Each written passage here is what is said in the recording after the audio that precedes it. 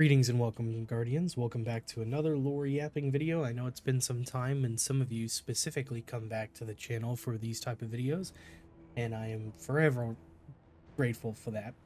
And with this one, we're going to get kind of just straight into it because this one really kind of makes a lot of sense to me and really could solidify that Gambit was important and why Drifter may have brought it to us in combination with what we've seen going on with Edge of Fate. And a lot of this is going to be based off of something that caught my attention within the lore books that we've gotten for completing Rite of the Nine. For those of you who don't know and maybe didn't see it on stream, my team and I have completed every single Rite of the Nine dungeon, as well as completing it on the gold score for Eternity and for Ultimatum mode or the contest mode. So realistically, we're waiting for the last Elegant Arsenal quests, and then we will have the title and be done.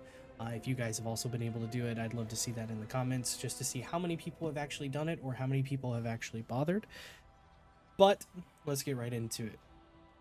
So, for all of us, I assume, we've seen the trailer where Orin has finally gotten enough of a will and power to break free from the emissary and not be the emissary of the Nine any longer.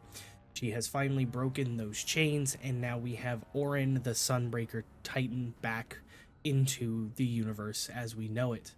However, there's a lot of mystery around how she was able to do that, and why now? Why is it now with Edge of Fate that she's breaking free? What happened? How can we understand what's going on? Well, whenever we got the last lore page here from Rite of the Nine, and I'm probably going to butcher this, but the lore page is called Katasterismos, and based on just the makeup of the word, it kind of seems to combine catastrophe with something to do with the cosmos and the stars. And it makes sense with the page itself because this explains when Orin finally breaks free.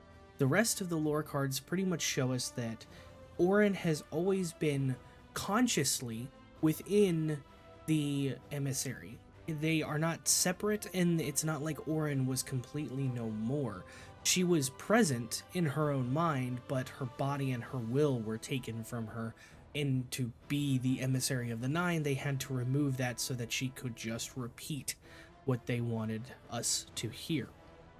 That's important because in this page, we come down to this last section where it explains that in the 5th page, Orin has broken those chains and she's essentially consciously ripped herself away, but it explains her as this kind of ocean of stardust. She's not actually physically present, she's essentially spiritually broken herself away from the emissary, and it looks like she may be speaking to one of the Nine, or herself is speaking similarly to, as notated with the little backslashes that are at the start and the end of each sentence, because we've seen each member of the Nine has a specific way of speaking and how their words are portrayed. One is run all together, no spaces, no punctuation.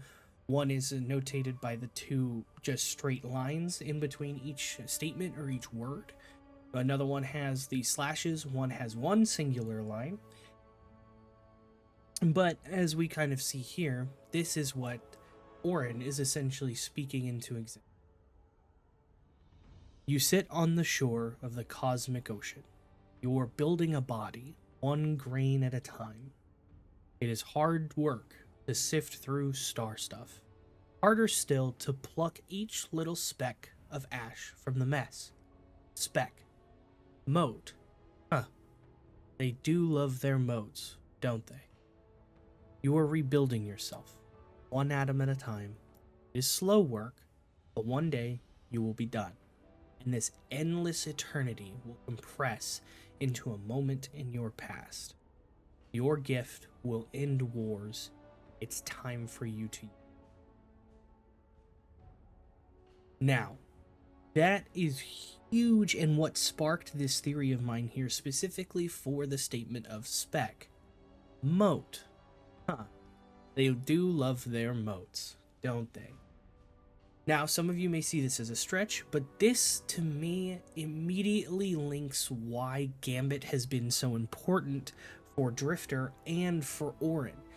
If this is connecting it how I believe it is, this statement here is showing us that Gambit may have been the very way that Orin has been rebuilding her body, spec by spec, mote by mote. And here's why. Like, I'm gonna connect it for everybody. I promise this is not another one of my like Clovis red, the fucking whiteboard with the red string everywhere that everyone loves to make fun of me for in my Twitch chat. I love the meme. It's sparked a lot of good, funny little drawings and stuff and memes of me, going crazy on how much Clovis is connected to the universe. And speaking of which, if you'd like to go see that video where I do a lot of that crazy connection work, I'll put the video kind of up here in terms of showing you the thumbnail and where to go. I'll put a little card on the video. But with that, as we've been going through, we've heard a lot about this winnower, especially whenever we just completed Heresy, and even at some point, Oryx says, "This is not my taking. This is someone else, and they are supposed to be taking things for the winnower. However, this person is not. This entity is not taking anything for the winnower."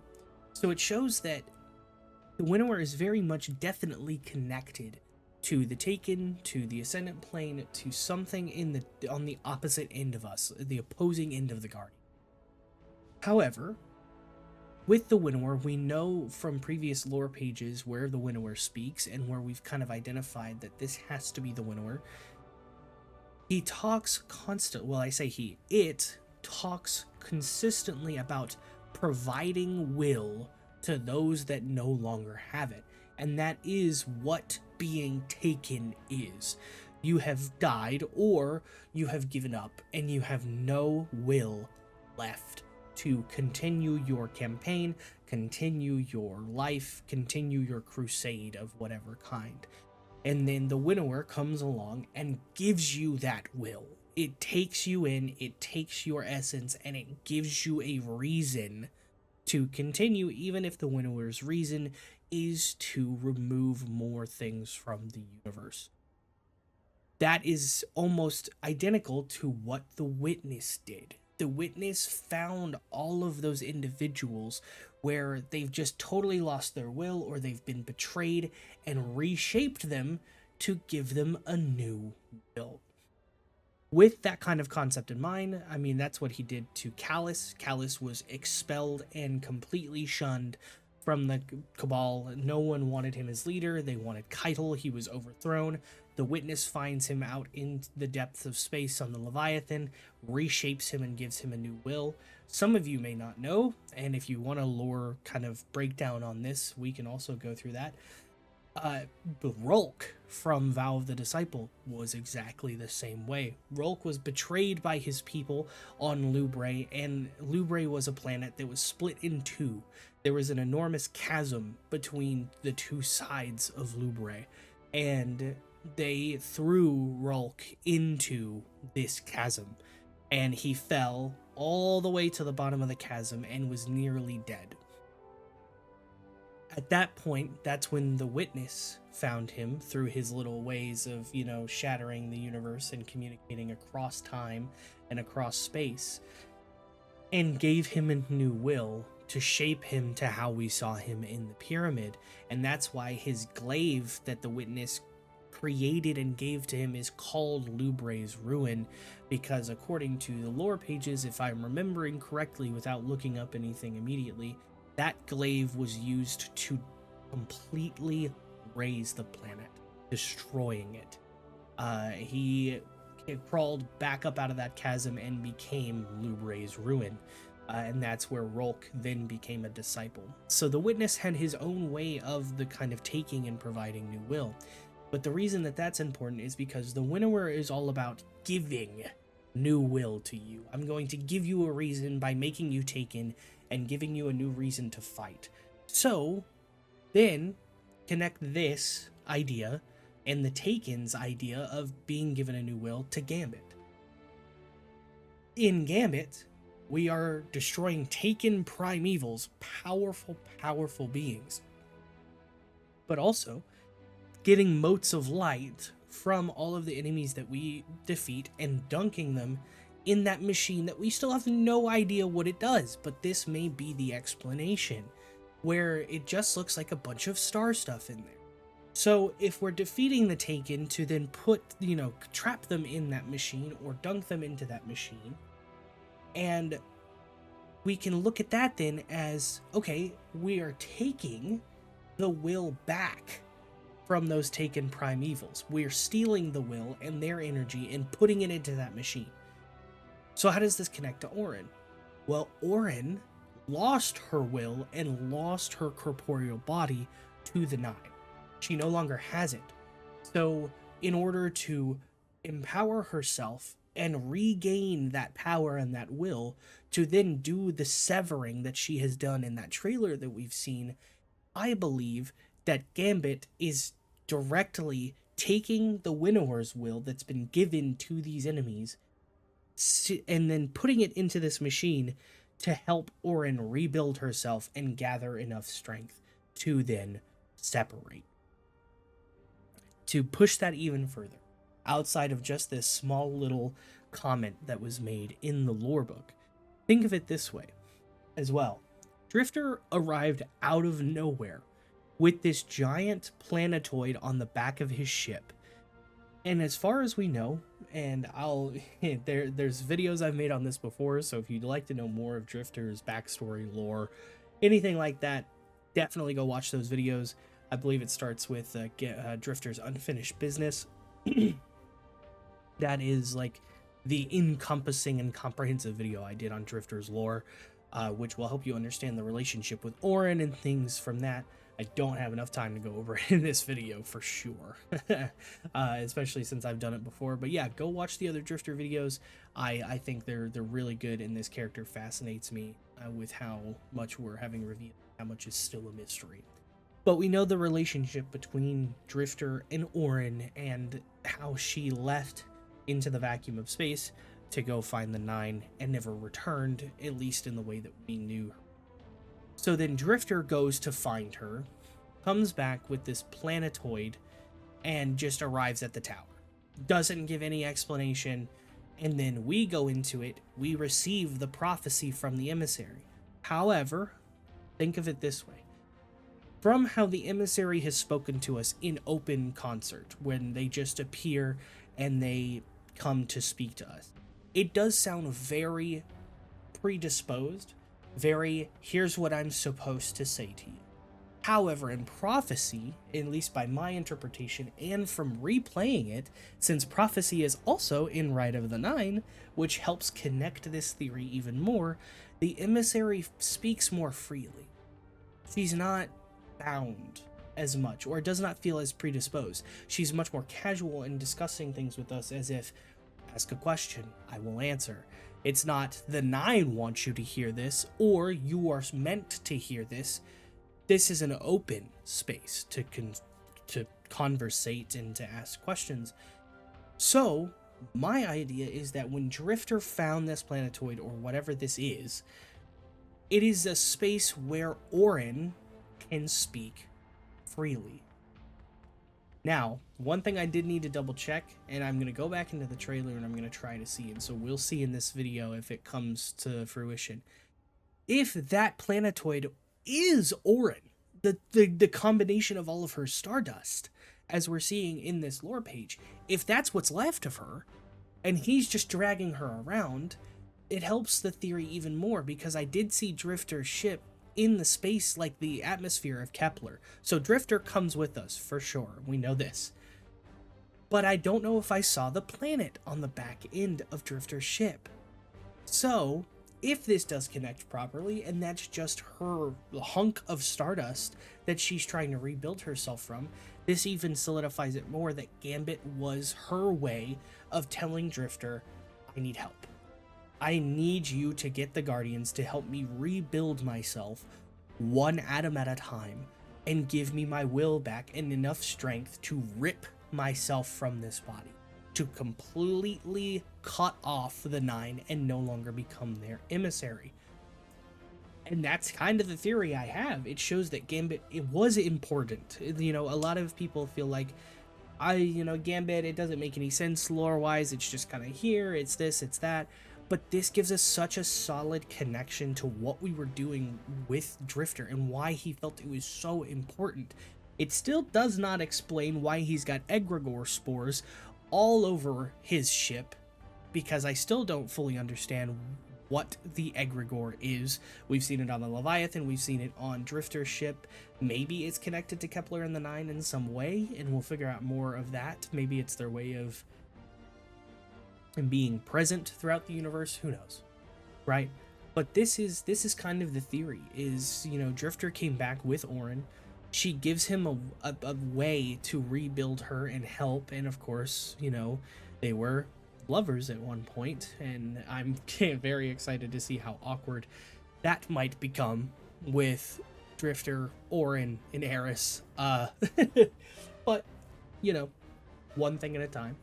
Outside of that, though, that's really the theory. I think we're finally getting to the point, since Gambit is also going on kind of a quote-unquote hiatus with Edge of Fate, just like Iron Banner. I feel like this is really going to solidify our way to go, hey, Gambit was super important. And kind of a weird backhanded way of telling people, if you didn't play Gambit, you're a bad guardian. But I am excited to see that that could be the connection in actually pulling Gambit into a story narrative that makes sense and helps us understand, hey, we were doing something good with that. We were getting something to move along. Of course, I'm excited to see Orin in person, not just in a memory from Season of the Drifter like we did before, and see how much of a role she plays in Edge of Fate. But let me know what you guys think of the theory. Am I crazy? Am I stretching too far? Are things connecting just as, easily for you, that this was just wait, this makes so much sense, connecting from this to that, from the Taken to Drifter and Gambit, and then to Orin, where we're taking will that's given to other entities and then stealing it to then give it back to Orin so that she can break free. Just let me know. I need to see how we kind of feel about this in the comments. Also, I of course do have to say thank you guys so much for the support over the last week or two. We've gained over 100 subs in just a little while. I know it was primarily from the shorts that we posted, but either way, I sincerely appreciate it. Thank you guys so much. I put so much work into this channel every week, and honestly, for the past year and a half, almost 2 years, I haven't taken a single day off, which I've posted a video about that as well.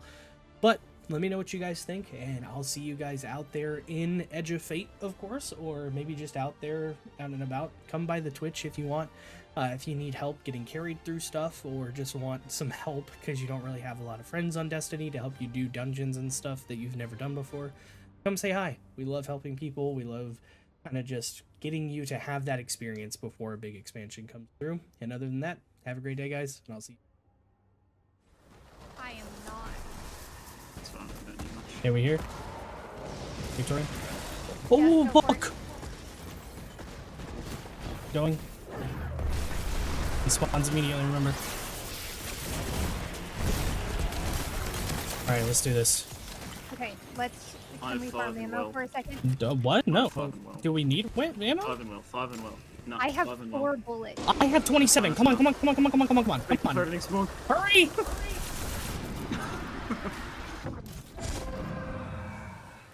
Just don't both get. I'm not gonna say it. I'm not gonna say it. Fucking shut your bitch ass mouth right now. Fucking up.